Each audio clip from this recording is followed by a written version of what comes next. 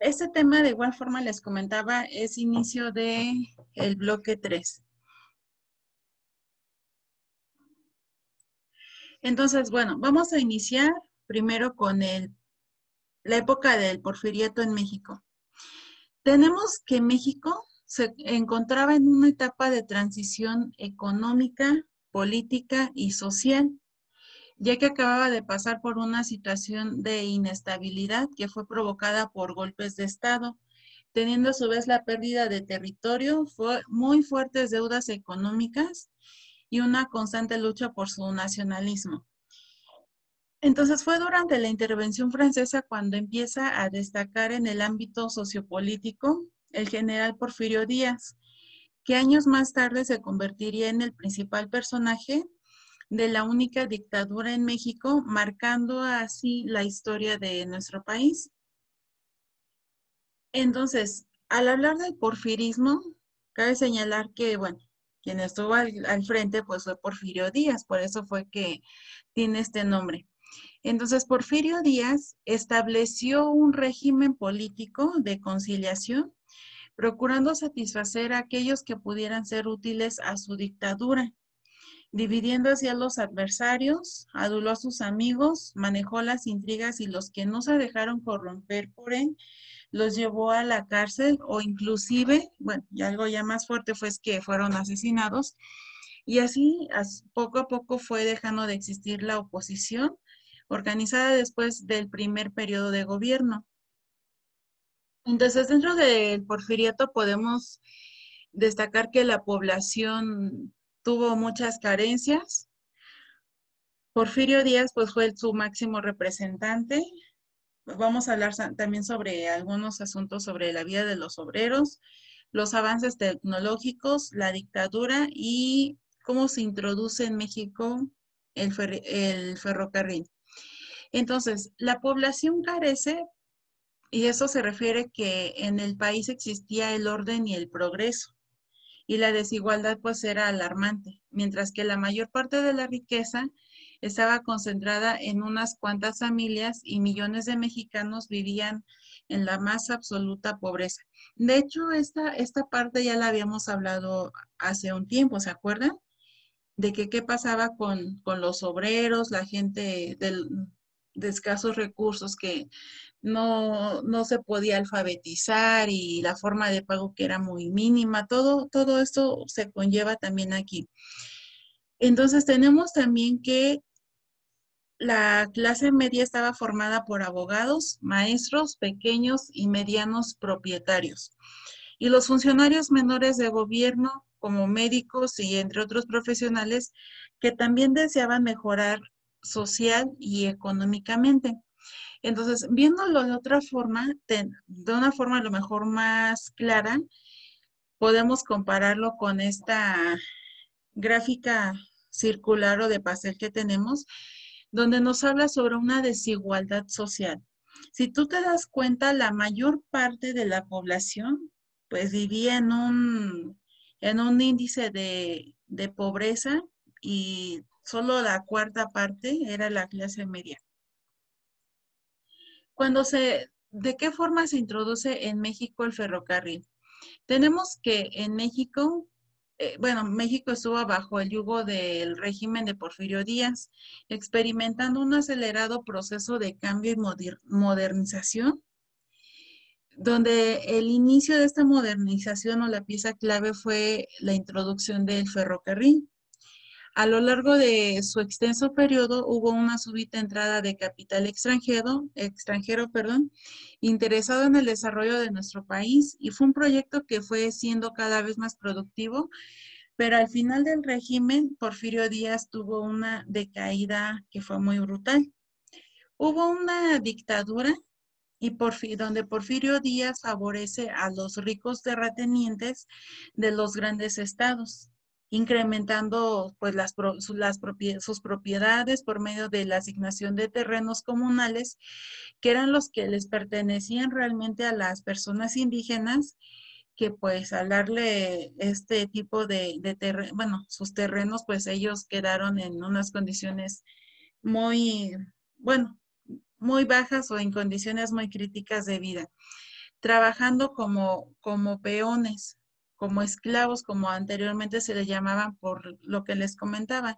Trabajaban muchísimas horas, la forma de pago, perdón, la cantidad de pago pues era muy mínima y había mucha explotación.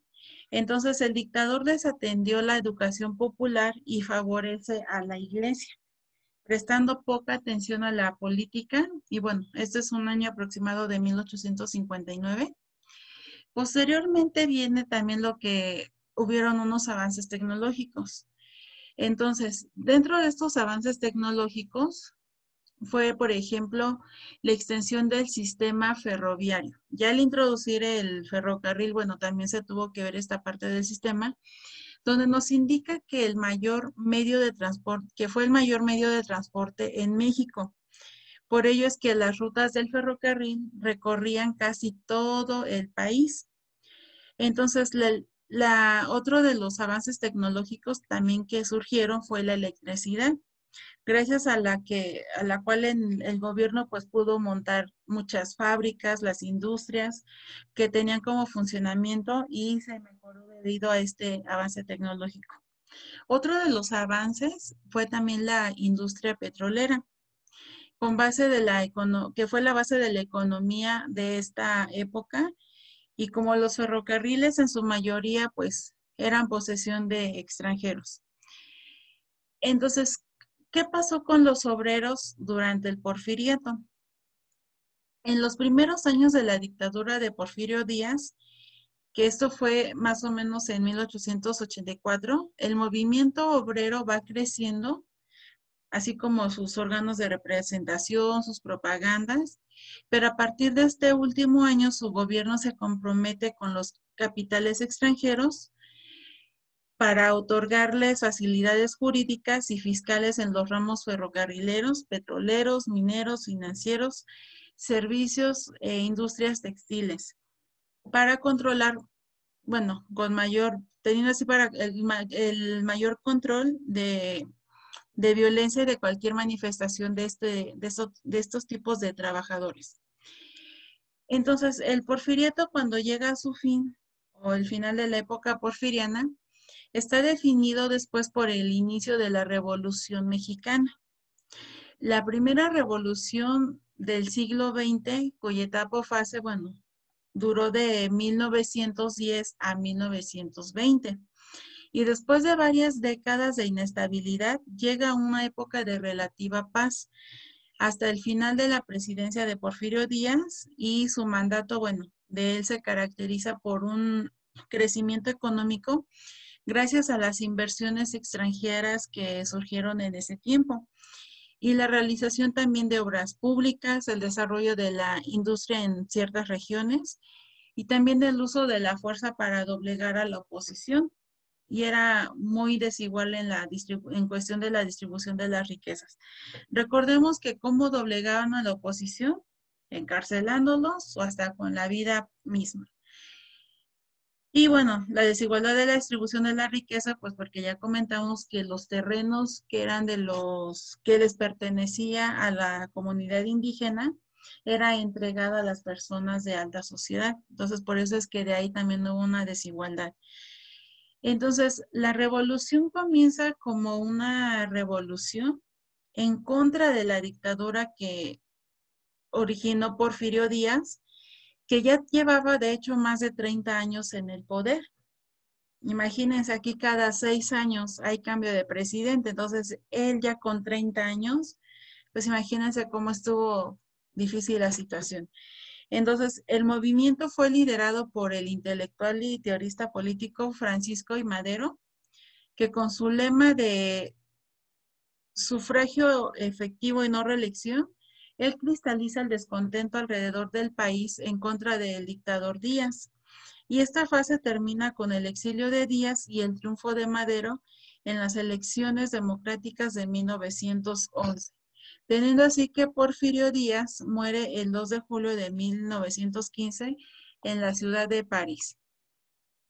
Entonces, bueno, aquí les comentaba que había un video sobre Porfirio Díaz, pero yo creo que se los voy a mandar al grupo después. Pasamos ahorita rápido a la Revolución Mexicana. Vamos a hablar ahorita de lo que son las causas. Tenemos que entonces la Revolución Mexicana, surge en un panorama de insatisfacción contra la política elitista de Porfirio Díaz, que había favorecido los estamentos más privilegiados sobre los terratenientes y los grandes capitalistas industriales.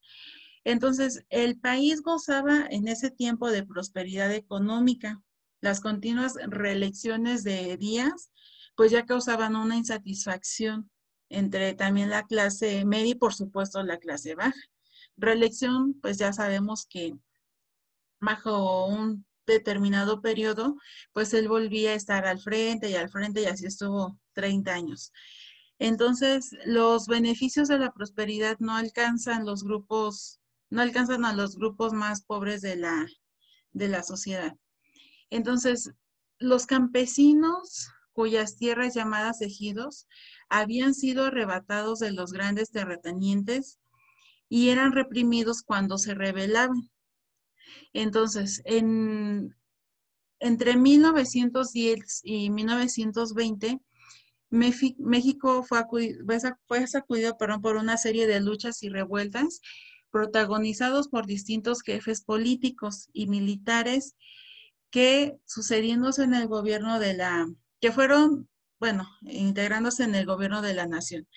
Aquí tenemos una imagen que representa a algunos, que no son todos, algunos de los campesinos mexicanos que fueron afectados por la expropiación de las tierras, que era lo que ya habíamos comentado, que les quitaban a ellos para dársela a los ricos y pues quienes sufrían, pues eran los campesinos.